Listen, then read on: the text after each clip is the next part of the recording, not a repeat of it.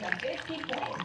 Kapag naman nahulog ang bola habang ito ay nililipat, kinakailangan nilang bumalik sa loading area at magsimula ulit. Mayroon silang kubo ang 4 na oras para nila naputot sa task na ito.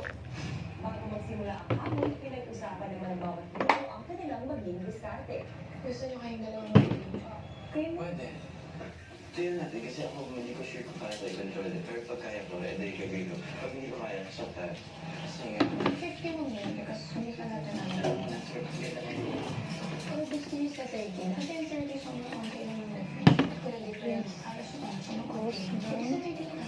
pwede nga kaya. Don't vote for the 50. Para sa akin, mas